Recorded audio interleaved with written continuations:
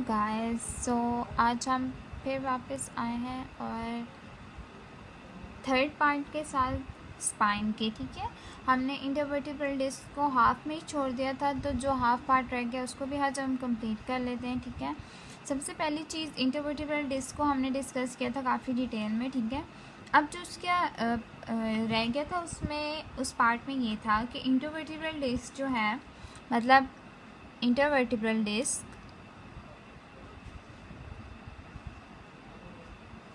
Intervertebral disc जो है हमारे पास, उसकी ब्लड सप्लाई होती है अबाउट, मतलब ब्लड सप्लाई जो जितना टाइम उसको सप्लाई कर रही है ब्लड सप्लाई, वो हमारे पास होती है about the age of 8 years, 8 years, about the age of 8 years। मतलब 8 years की जो एज है हमारे पास, उस तक जो होती है ना हमारे पास इंटरवर्टिब्रल डिस्क में ब्लड सप्लाई होती है। ठीक है, मतलब उस टाइम तक हमारे पास ब्लड सप्लाई आ रही होती है।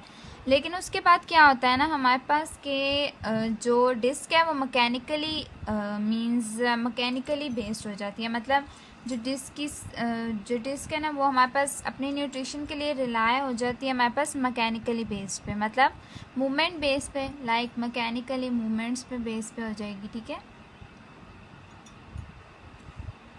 सो सिंपली हम कह रहे थे कि हमारे पास उसके बाद क्या हो जाएगी, disc must rely on mechanically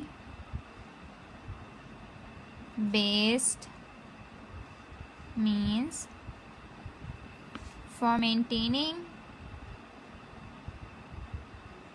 healthy nutrition। ठीक है, मतलब अपने न्यूट्रिशन के लिए वो किस पे डिपेंड हो गई है उसके बाद अब मैकेनिकल पे। ठीक है, मतलब मैकेनिकली मूवमेंट्स पे डिपेंड कर रही है कि हमारे पास क्या है। ठीक है, फिर हम उसके बाद आ जाते हैं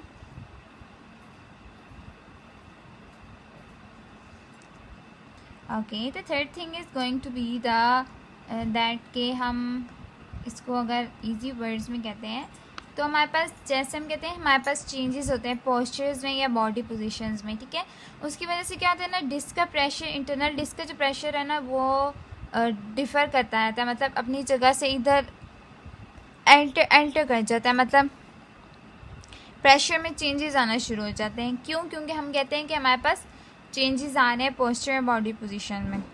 ये हमारे पास क्या कॉज करती है, बेसिकली पंपिंग एक्शन कॉज करती है हमारे पास डिस्क के अंदर। ठीक है, ये हमारे पास क्या करिए, डिस्क के अंदर पंपिंग एक्शन कॉज करिए।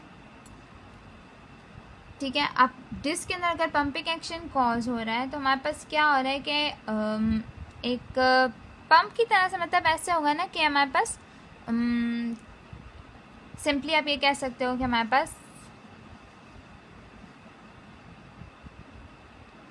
जैसे हम कहते हैं ना हमारे पास बीप टाइप लाइक,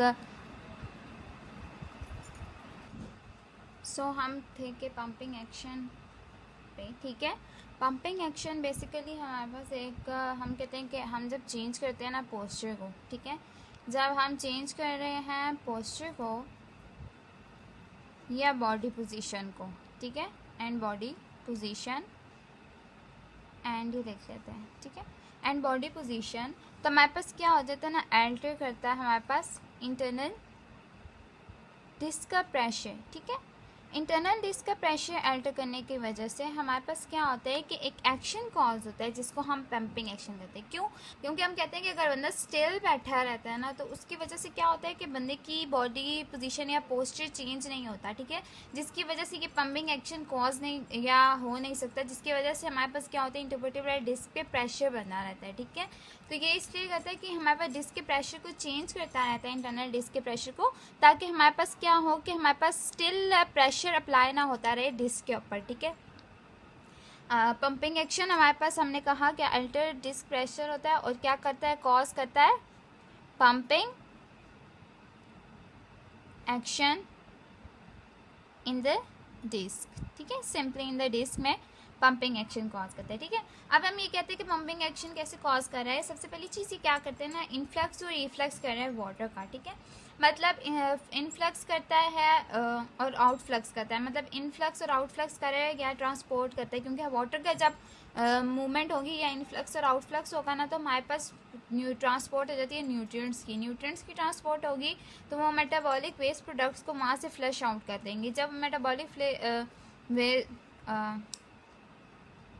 मतलब न्यूट्रिएंट्स को इन करती हैं, ठीक है, और मेटाबॉलिक वेस्ट को फ्लश आउट करेगी, ठीक है। और ये फुलफिल कर देता है, मतलब सेम फंक्शन होता है इसका, ऐसे जैसे सर्कुलेटरी सिस्टम में वेस्कुलराइज स्ट्रक्चर्स नहीं होते बॉडी में, उस तरह से ही स्ट्रक्चर ये हमारे पास फंक्शन परफॉर्म कर रहा होता है।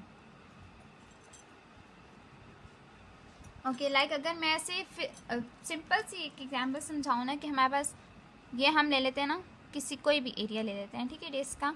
सिंपली हम कहते हैं कि हमारे पास कोई डिस्क है, ठीक है। मैं बिल्कुल डिस्क नहीं इसको बना रही, ठीक है, सिर्फ एज्यूम कर रहे हैं हम, ठीक है। ये हमारे पास एक डिस्क है, ठीक है। अब हम कहते हैं कि हमारे पास इसमें इनफ्लक्स हो रहा है वाटर का।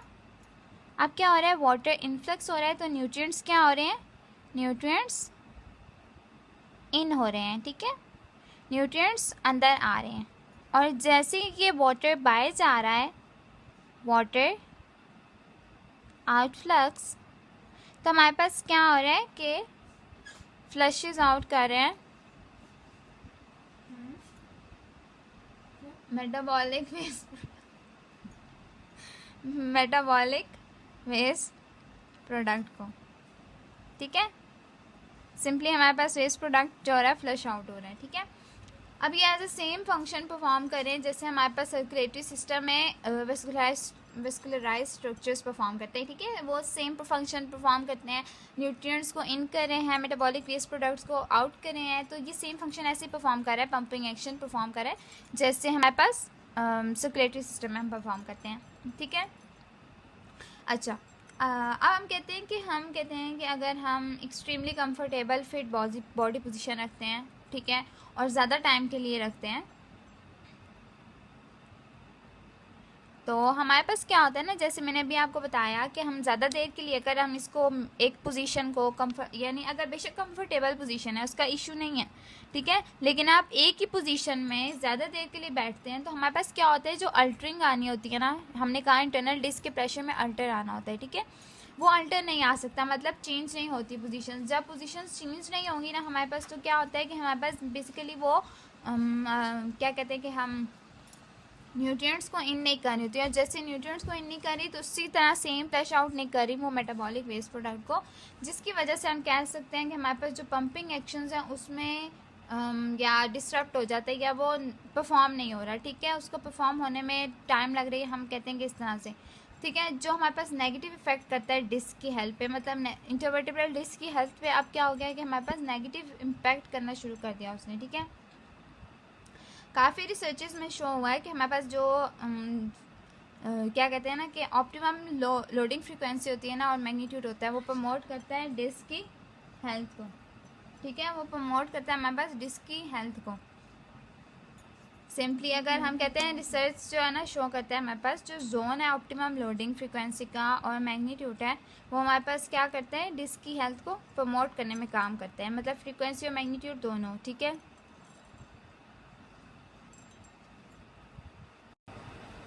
तो हमने देख लिया था कि हमने इंटरवर्टिब्रल डिस्क की मेन सप्लाई न्यूट्रिशन को कैसे मिली थी, हमने पंपिंग एक्शन भी देख लिया था डिस्क के अंदर, ठीक है। अब हम नेक्स्ट पे चलते हैं, हमारे पास क्या आ रही है। नेक्स्ट चीज़ ये है कि हमारे पास इंजरी और एजिंग जो होती है ना, वो हमारे पास मतलब दो चीज़ें, मतलब या तो इंजरी हो गई है, ठीक है, या एजिंग है, एज के साथ साथ, ठीक है। दो चीज़ें जो है हमारे साथ क्या कर रही है, हमारे पास रिड्यूस करती हैं वाटर कैपेसिटी को, ठीक है, वाटर एब्जॉर्बिंग कैपेसिटी को, ठीक है। अब जब वाटर एब्जॉर्बिंग कैपेसिटी डिक्रीज होगी तो हमारे पास क्या होगा कि कैपेसिटी को, तो हमारे पास क्या हो रहा था कि हमने कहा कि हमारे पास जब वाटर एब्जॉर्बिंग कैपेसिटी डिक्रीज होगी, कम हो जाएगी, तो हमारे पास क्या होगा कि हमारे पास न्यूट्रिएंट्स इन नहीं होंगे, मतलब ना तो न्यूट्रिएंट्स इन होंगे ना आउट होंगे, ना मतलब मेटाबॉलिक वेस्ट प्रोडक्ट आउट नहीं होंगे, ठीक है। तो कैपेसिटी जो हमारे पास डिक्रीज होगी, ठीक है, और हमारे पास क्या हो गया कि अब इसकी वजह से क्या हो गया कि हमारे पास रिड्यूस हो गई या डिक्रीज़ हो गई शॉक एब्जॉर्बिंग कैपेबिलिटी। मतलब जो शॉक एब्जॉर्ब करती थी, मतलब किसी भी ट्रॉमा की वजह से इंजरी जो होने के चांसेस होते थे पहले कम होते थे, ठीक है। इन अर्ली एजेस जब हमारे पास यंग है बंदा तो उसके चांसेस कम थे कि हमारे पास शॉक एब्जॉर्बिंग कैपेबिलिटी कम हो जाएगी। अब डिस्क में शॉक एब्जॉर्बिंग कैपेबिलिटी कम होगी तो इसका मतलब है हमारे पास क्या हो गया कि हमारे पास इंजरी के चांसेस इंक्रीज़ हो गए, ठीक है। तो हमने क्या कहा कि हमारे पास सबसे पहली चीज़ इंजरी और एजिंग ने हमारे पास क्या किया, इरिवर्सिबली रिड्यूस करा दिया वाटर एब्जॉर्बिंग कैपेसिटी को, ठीक है। वाटर एब्जॉर्बिंग कैपेसिटी को इंक्रीज़ कराया with the decrease in shock absorbing capability, दोनों चीज़ें डिक्रीज़ होगी, ठीक है।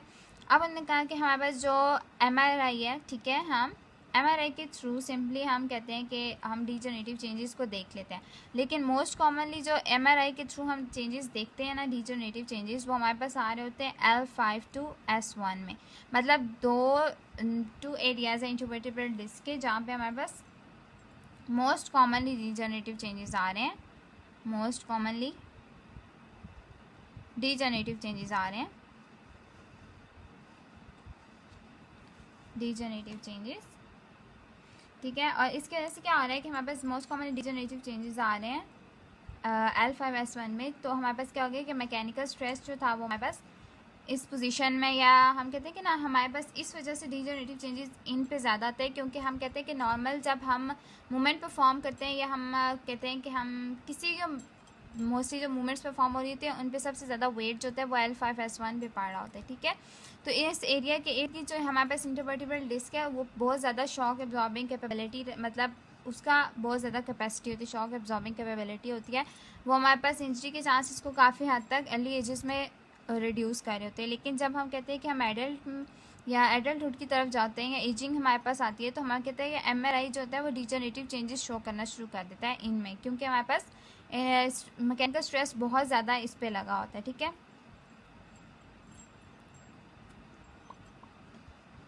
ओके, फिर हमारे पास नेक्स्ट थिंग आ रही है कि हमारे पास जो फ्लूइड कंटेंट है डिस्क का, ठीक है, वो आहिस्ता आहिस्ता एज के साथ साथ डिक्रीज होना शुरू हो जाता है जब सेकंड डिकेड लाइफ का शुरू होता है, ठीक है। अब सेकंड डिकेड जब स्टार्ट हुआ हमारे पास एजिंग का प्रोसेस स्टार्ट हो रहा है, ठीक है। तो एजिंग के प्रोसेस के साथ साथ क्या हो, फ्लूइड कंटेंट जैसे हमने पहले भी कहा रिड्यूस हो रहा है, ठीक है। अब फ्लूइड कंटेंट कम हो रहा है तो हमारे पास सिंपली शॉक एब्जॉर्बिंग कैपेबिलिटी कम हो रही है, डिजनरेटिव चेंजेस आना शुरू हो गए हैं, डिस्क नॉर्मल फंक्शन परफॉर्म नहीं कर रही है, प्रेशर मैकेनिकल स्ट्रेस ज़्यादा पड़ रहा है, तो सिंपली हम इस चीज़ को कहते हैं, ठीक है। फिर हम कहते हैं कि जेरिएटिक डिस्क जो होती है ना हमारे पास, उसमें क्या होता है कि हमारे पास जो फ्लूइड का कंटेंट है ना वो हमारे पास टिपिकली अप्रॉक्सीमेटली 35 डिग्री जो होता है ना वो कम हो जाता है, ठीक है। अब 35% जो होता है वो हमारे पास अगर कम हो जाता है तो हमारे पास क्या होता है कि डिजनरेटिव चेंजेस जो होते हैं ना, अच्छा अब हमने कहा कि नॉर्मल डिजनरेटिव चेंजेस आ रहे हैं, ठीक है, नॉर्मल डिजनरेटिव चेंजेस आ रहे हैं, ठीक है। अब नॉर्मल डिजनरेटिव चेंजेस आने के बाद क्या हुआ कि हमने कहा कि अब नॉर्मल मूवमेंट्स परफॉर्म होंगी। जाहिर सी बात है जब हम कहते हैं कि हमारे पास डिजनरेटिव चेंजेस आने शुरू होंगे तो हमारे पास जो इर्द गिर्द की जो चीज़ें थी यानी जो एडजेसेंट चीज़ें थी वो हमारे पास सारी इधर उधर मूव करना शुरू की, मतलब अपनी जगह नॉर्मल जगह से मूव करना शुरू कर देंगी डिजनरेटिव चेंजेस की वजह से, क्योंकि एरिया डिजनरेटिव चेंजेस की वजह से एरिया कम हो रहा है तो बाकी चीज़ें उस एरिया को ऑक्यूपाई कर लेंगी, ठीक है। सिंपली हम ये कहते हैं कि हम डिजनरेटिव चेंजेस हुए, हमने कहा अब नॉर्मल मूवमेंट्स परफॉर्म हो रही हैं, अब नॉर्मल मूवमेंट्स अकर, ठीक है। अब वो किस में हो रही है कि जो हमारे पास वर्टिब्रल बॉडीज़ पड़ी, मतलब एडजेसेंट वर्टिब्रल बॉडीज़ है ना, वर्टिब्रल डिस्क है, ठीक है, इस तरह से जो ऊपर वाली वर्टिब्रल बॉडी नीचे वाली वर्टिब्रल बॉडीज़ है, ठीक है, इनमें क्या होगी कि एक अब नॉर्मल मूवमेंट्स परफॉर्म होना शुरू हो जाएंगी, ठीक है, मतलब अब नॉर्मली वो मूव करेगा, नॉर्मल मूवमेंट्स नहीं रहेंगी फिर जब भी हम स्पाइन की या वर्टिब्रल कॉलम की मूवमेंट करवा रहे हैं, ठीक है। एडजेसेंट वर्टिब्रल बॉडीज़ में मूवमेंट परफॉर्म होना शुरू हो गई, ठीक है। अब उसके बाद क्या हुआ कि हमारे पास more of the compressive tensile and shear loads जो होते हैं ना हमारे पास स्पाइन पे वो, अच्छा अब क्या हुआ कि इसकी वजह से क्या हो गया कि हमारे पास स्पाइन में कंप्रेसिव टेंसाइल और शेयर लोड्स, ठीक है। 3 तरह के जो ये लोड्स की टाइप्स हैं, ठीक है, ये क्या होंगे, स्पाइन पे एज्यूम होने शुरू हो जाएंगे। क्यों? क्योंकि हमारे पास जो बाकी स्ट्रक्चर्स हैं इर्द गिर्द के, वो लोड या हम कहते हैं कि हमारे पास लोड या स्ट्रेस अप्लाई कर रहे हैं, ठीक है। अब ये लोड या स्ट्रेस हमारे पास अप्लाई हो रहा है, तो हमारे पास क्या हो रहा है कि हमारे पास सिंपली जो नॉर्मली हमारे पास थी स्पाइन के जो स्ट्रक्चर्स या मूवमेंट्स थी वो परफॉर्म नहीं हो सक रही हैं, ठीक है। और मोस्टली ये लोड्स जो होते हैं हमारे पास जॉइंट कैप्सूल और फैसेट जॉइंट्स परफॉर्म करते हैं, ये फैसेट्स का रहते हैं, ठीक है, क्योंकि फैसेट्स हमारे पास पता है हमें ना साथ होते हैं जॉइंट के, तो हमारे पास इस वजह से ऐसा होता है, और जॉइंट कैप्सूल ने तो कवर किया होता है इस वजह से, ठीक है। अब हम कहते हैं कि हमारे पास इसकी वजह से क्या होता है कि सिंपली हम कहते हैं कि डीजनरेटिव चेंजेस हो गए। डीजनरेटिव चेंजेस के बाद हमारे पास क्या हो जाएगी, स्पाइनल कॉलम की लेंथ, स्पाइनल कॉलम की हाइट रिड्यूस हो जाएगी, हाइट रिड्यूस होगी हमारे पास। स्पाइनल कॉलम की हाइट रिड्यूस होने की वजह से हमारे पास क्या हो गया कि हम कहते हैं कि लोड्स जो होते हैं वो हमारे पास ज़्यादा फोर्स अप्लाई करें, मतलब लोड्स जो होंगे वो ज़्यादा अप्लाई होना शुरू हो जाएंगे बॉडी के ऊपर, ठीक है।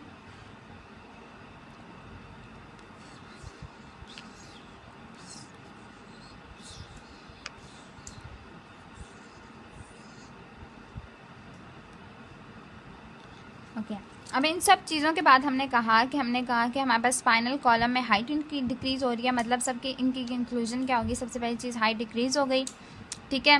डीजनरेटिव चेंजेस आ रहे हैं, डीजनरेटिव चेंजेस आ रहे हैं।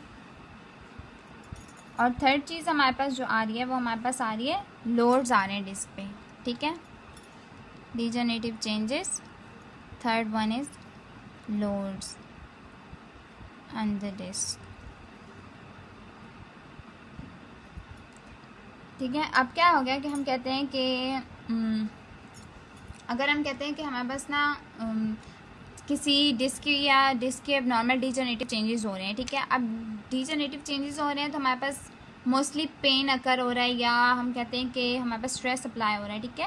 तो अगर पेन या कंप्रेशन अकर हो रहा है, कंप्रेशन हो रही है, तो हमारे पास क्या हो गया कि पेशेंट जो होता है या पर्सन जो होता है उसमें पेन की या टेंडरनेस की हमारे पास जो होती है ना कंप्लेंट्स आ रही होती हैं, ठीक है। तो बेसिकली हम कहते हैं कि अगर पोस्चर की अल्टरेशन या मतलब पोस्चर चेंज कराने की हम कहते हैं ना, तो उसकी वजह से काफ़ी हद तक जो थी वो पेन की जो क्या कह सकते हैं हम, पेन जो होता है वो डिक्रीज़ हो जाता है, ठीक है।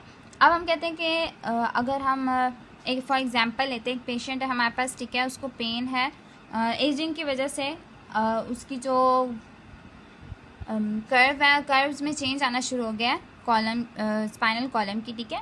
अच्छा, अब उसकी जो नॉर्मल लॉर्डोटिक कर्व है ना लंबर स्पाइन की, ठीक है, वो रिड्यूस हो रही है, ठीक है। अब वो रिड्यूस हो गई है तो हम क्या करते हैं कि हम उस पर कंप्रेशन आ रहा है, ठीक है। अब लंबर स्पाइन पे, लंबर रीजन में कंप्रेशन आ रहा है, तो हम कहते हैं कि हम उस कंप्रेशन को रिलीव कराने के लिए हम उसको स्पाइनल फ्लेक्शन का पोस्चर देते हैं, ताकि जब वो स्पाइनल फ्लेक्शन करता है तो हमारे पास सिंपली कंप्रेशन रिलीज हो जाती है, ठीक है। जब कंप्रेशन जो है, ठीक है, अब वो जो हमारे पास फैसेट जॉइंट्स की वजह से कंप्रेशन आ रहा था वो रिलीव होना शुरू हो जाएगा। हम कौन सा पोस्चर मेंटेन करवाएंगे पेशेंट को, स्पाइनल फ्लेक्शन का, ये एग्जांपल है, ठीक है। सिंपली अगर एक पर्सन है नॉर्मल लॉर्डोटिक कर्व के साथ, ठीक है, उसने क्या किया, मतलब लंबर रीजन पे, लंबर रीजन, ठीक है, उनका क्या हो गया, हमने कहा नॉर्मल जो थी वो क्या होगी, डिक्रीज़ हो गई है, ठीक है, कम हो गई है। अब जब नॉर्मल डिक्रीज़ हो गई है तो हमारे पास क्या हो गया कि हमने उसमें हमारे पास पेन या कंप्रेशन जो है ना कॉज कर रही थी पेन, ठीक है। अब उस कंप्रेशन को रिलीज़ कराने के लिए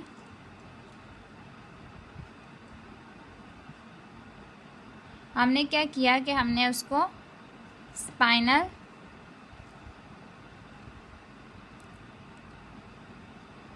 हमने क्या किया, ये कंप्रेशन हमारे आई थी फैसेट जॉइंट्स पे, ठीक है, फैसेट जॉइंट्स पे, जैसे हमने ऊपर पढ़ लिया था कि फैसेट जॉइंट्स और जॉइंट कैप्सूल जो होते हैं वो हमारे पास कंप्रेसिव लोड्स परफॉर्म या अप्लाई कर रहे होते हैं हमारे पास जॉइंट्स स्पाइनल कॉलम पे, ठीक है। कि हमारे पास क्या करेंगे, अब हमने क्या कहा, पोस्चर ऑफ स्पाइनल फ्लेक्शन जो थी ये परफॉर्म कराएगी और हमारे पास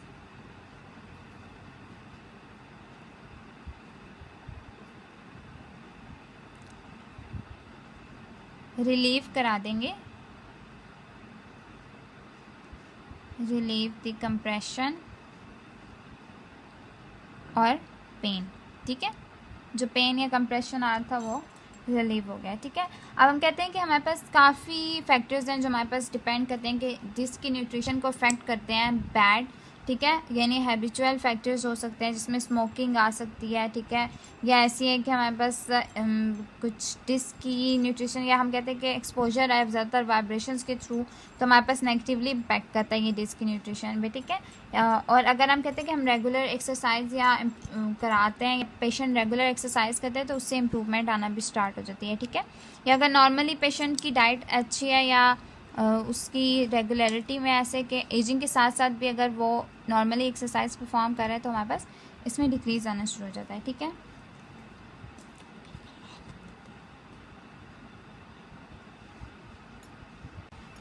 नेक्स्ट जो हमारे पास चीज़ आ रही है वो लिगामेंट्स आ रहे हैं स्पाइन के। ठीक है, स्पाइन में जो लिगामेंट्स अटैच हैं जो हमारे पास स्टेबिलिटी पर कंट्रीब्यूट कर रहे हैं। ठीक है, या सपोर्ट दे रहे हैं स्पाइन को, और लिगामेंट जो है स्टेबिलिटी प्रोड्यूस कर रहे हैं। जब हम मोशन परफॉर्म करते हैं तो हमारे पास सेगमेंट्स की फॉर्म में ये हमारे पास लिगामेंट स्टेबिलिटी देते हैं। ठीक है, पावरफुल जो सबसे पहला ये मेजर लिगामेंट जिसको हम कहते हैं वो हमारे पास है इंटीरियर लॉन्गिट्यूडनल लिगामेंट। इसको पावरफुल या स्ट्रॉन्गर लिगामेंट कहते हैं। ठीक है, स्पाइन का। फिर हमारे पास सेकंड जो है वो हमारे पास है पोस्टीरियर लॉन्गिट्यूडनल लिगामेंट, जो हमारे पास है वीकर है, उससे वीक है इसलिए इसको वीकर कंसीडर किया जाता है। ठीक है, ये क्या करते हैं, हमारे पास सारी जो लिगामेंट्स हैं ना ये दोनों, ठीक है, ये क्या करते हैं, कनेक्ट करते हैं वर्टिब्रल बॉडीज़ सारे रीजन्स में, लाइक सर्वाइकल, थोरेसिक, लंबर, ये इन सारे रीजन्स में हमारे पास क्या कर रहे हैं, कनेक्ट कर रहे हैं वर्टिब्रल बॉडीज़ को। ठीक है,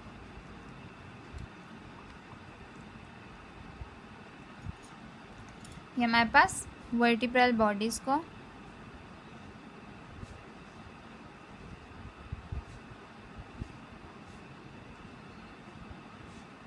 कनेक्ट करें। रीजन्स कौन से हमारे पास, सर्वाइकल, थोरेसिक और third one is lumbar. Next हमारे पास जो लिगामेंट है वो हमारे पास है सुप्रास्पाइनस।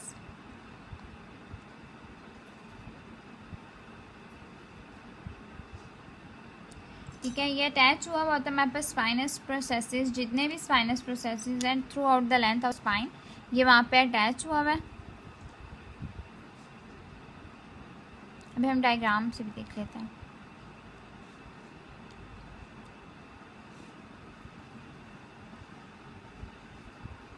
Through out the spinous process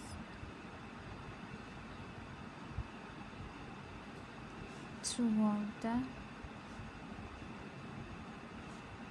spine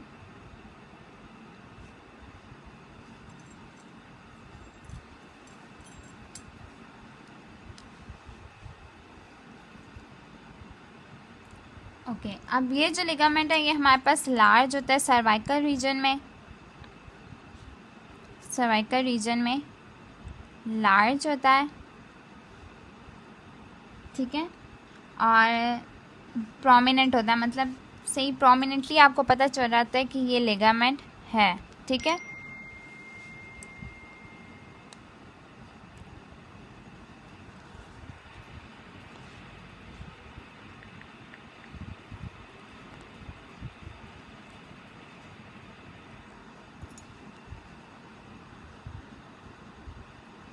और ये हमारे पास क्या कहते हैं कि हमारे पास इसको हम उस जगह पे कह रहे होते हैं, यानी सर्वाइकल रीजन में हम इसको कहते हैं ligamentum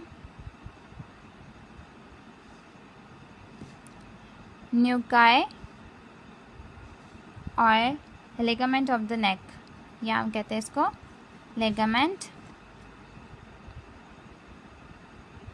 of the neck simply, ठीक है। दो नाम है इसको, सर्वाइकल रीजन में इस सुप्रास्पाइनस लिगामेंट को ही हम ये नाम देते हैं, ठीक है।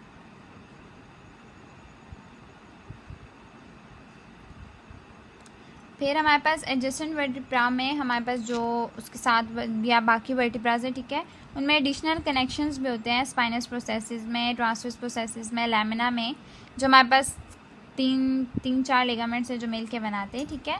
तो हमारे पास मतलब हमने कहा कि जो एडिशनल कनेक्शंस हैं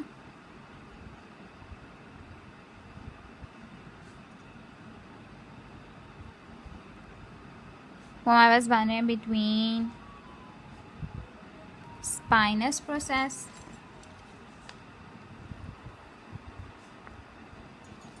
transverse process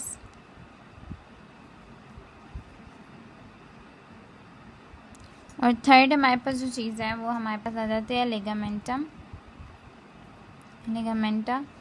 फ्लेवा। ये मेजर लिगामेंट है, लिगामेंटम फ्लेवम, हम इसको कहते हैं। हमारे पास 4 5 6 ओके, लिगामेंटम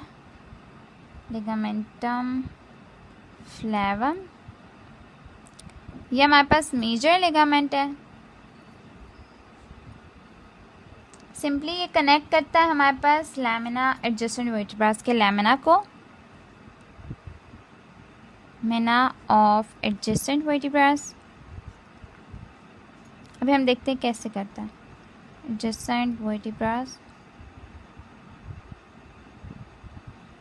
और जो हमारे पास मोस्ट स्पाइनल लिगामेंट्स हैं वो हमारे पास कंपोज होते हैं कोलेजन फाइबर्स के थ्रू, ठीक है, जो हमारे पास स्ट्रेच करते हैं मिनिमली। लेकिन जो लिगामेंटम फ्लेवम है उसमें हमारे पास हाई प्रोशन होता है इलास्टिक फाइबर्स का, ठीक है, जो हमारे पास लेंथन कर रहे होते हैं स्ट्रेच। अच्छा, सिंपली हम ये कह सकते हैं कि जो बाकी हमारे पास पीछे लिगामेंट्स हमने पढ़े, ठीक है, तो वो हमारे पास कोलेजन फाइबर से कंपोज हुए हुए थे, ठीक है, मोस्ट ऑफ द लिगामेंट्स, ठीक है।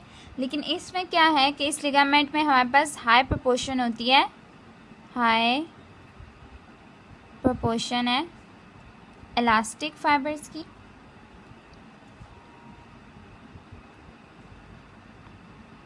हाई प्रोपोर्शन है इलास्टिक फाइबर्स की।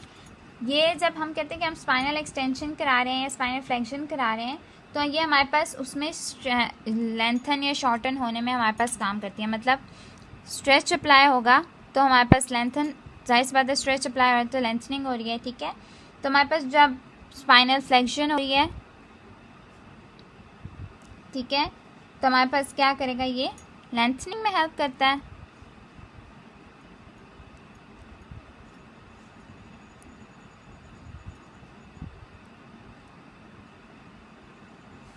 और हमारे पास स्पाइनल एक्सटेंशन में शॉर्टनिंग में, ठीक है। फिर हमारे पास जो चीज़ आ जाती है नेक्स्ट वो है हमारे पास लिगामेंटम फ्लेवम जो होता है ना वो टेंशन, इस पर काफ़ी टेंशन प्रोड्यूस होती है। मतलब एनाटॉमिकल पोजीशन में अगर हम खड़े हैं तो हमारे पास सिंपली इसमें काफ़ी ज़्यादा टेंशन प्रोड्यूस होती है। लेकिन ये क्या करता है कि स्टेबिलिटी को भी इन्हांस कर रहा होता है। हमारे पास जो स्पाइनल स्टेबिलिटी है उसको ये बहुत ज़्यादा इन्हांस करता है, उस पर वर्क करता है, ठीक है, सिंपली। तो स्टेबिलिटी को इम्प्रूव करता है स्पाइन में हमारे पास लिगामेंटम फ्लेवम मेजर लिगामेंट है, ठीक है। अच्छा, अब इसकी वजह से हम कहते हैं कि एनाटॉमिकल पोजीशन में हमारे पास क्या हो गया, कंप्रेशन जो हमारे पास प्रोड्यूस हो रहा था, ठीक है, लिगामेंटम फ्लेवम में टेंशन प्रोड्यूस हो रही थी और इस टेंशन को स्लाइट या कांस्टेंट कंप्रेशन हम कहते हैं कि इंटरवर्टिब्रल डिस्क में पड़ रही होती है, ठीक है। तो इंटरवर्टिब्रल डिस्क में कांस्टेंट कंप्रेशन पड़ी है तो हम इसको कहते हैं प्री स्ट्रेस। प्री स्ट्रेस हमने कह दिया जब हमारे पास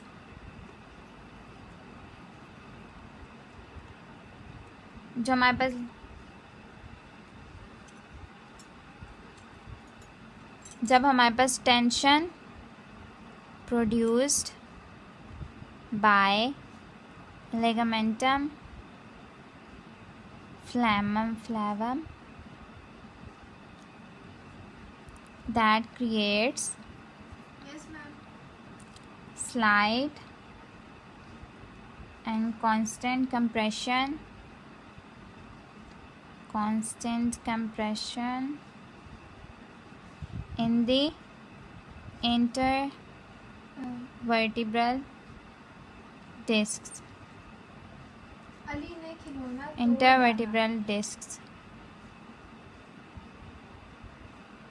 ये हमारे पास जो है स्पाइनल लिगामेंट्स हो गए सारे, प्री स्ट्रेस की डेफिनेशन भी होगी, ठीक है, सिंपली। बाकी हम स्पाइनल कर्व्स वगैरह नेक्स्ट पार्ट से स्टार्ट करते हैं। डायग्राम से भी देख लेते हैं एक बार ये जो लिगामेंट्स थे हमारे पास, ठीक है। सबसे पहला जो लिगामेंट था वो हमारे पास था इंटीरियर लॉन्गिट्यूडिनल लिगामेंट, ठीक है। ये स्ट्रॉन्गर होता है, ये हमारे पास सबसे ज़्यादा काफ़ी स्ट्रॉन्गली या बड़ा सा है, ठीक है, लिगामेंट, ठीक है। और ये काफ़ी, ये कह सकते हैं हम, स्टेबिलिटी प्रोवाइड करने के लिए हमारे पास काम करता है वर्टिब्रल डिस्क को, ठीक है। सेकंड वन हमारे पास था पोस्टीरियर। ये हमारे पास पोस्टीरियर व्यू में है ना, हमारे पास सिंपली साफ नजर आया पोस्टीरियर लॉन्गिट्यूडिनल लिगामेंट यहाँ पे, ठीक है, ये, ठीक है। ये वर्टिब्रल बॉडीज़ को हमारे पास कनेक्ट कर रहे हैं, देखिए ये वाला भी और ये वाला भी, इस तरह से वर्टिब्रल बॉडीज़ को कनेक्ट करने का काम कर रहे हैं, ठीक है। फिर हम आ जाते हैं थर्ड, हमारे पास है सुपर स्पाइनस लिगामेंट, जिसको हमने कहा था कि हमारे पास ऊपर की वाली साइड पे इंटरनल नकी के तौर पे हमारे पास कहा जाता है, या लिगामेंट ऑफ द नेक कहा जाता है सर्वाइकल रीजन में, ठीक है। ये सुपर स्पाइनस लिगामेंट है, ठीक है। फिर हमारे पास जो थे वो दूसरे लिगामेंट्स भी थे, जैसे हमने एडिशनल लिगामेंट्स को कह दिया, इंट्रास्पाइनस लिगामेंट्स हो गए, ठीक है। फिर हमारे पास ये जो मेन लिगामेंट्स थे ये आ गए, ठीक है,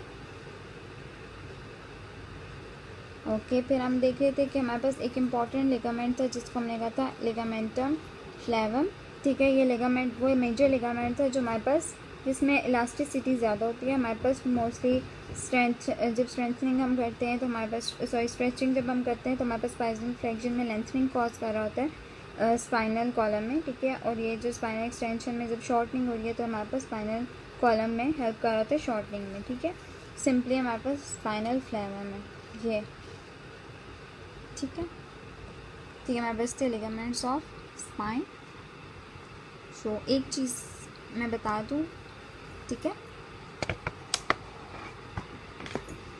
सो यहाँ पे मैंने थोड़ी सी मिस्टेक कर दी थी, मैंने कहा इसको क्लियर अप कर दी जाए कि स्पाइनस प्रोसेस, ट्रांसवर्स प्रोसेस, और यहाँ पे हमारे पास था लैमिना, ठीक है। और ये लिगामेंट्स हमारे पास जो बनाए थे वो हमारे पास लिगामेंट्स थे, लिगामेंट इंट्रा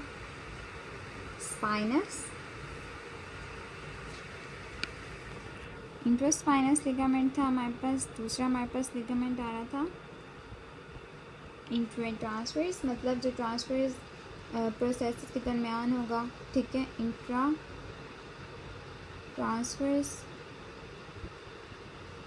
और थर्ड जो हमारे पास आ रहा था वो हमारे पास लिगामेंटा फ्लेवा आ रहा था, ठीक है।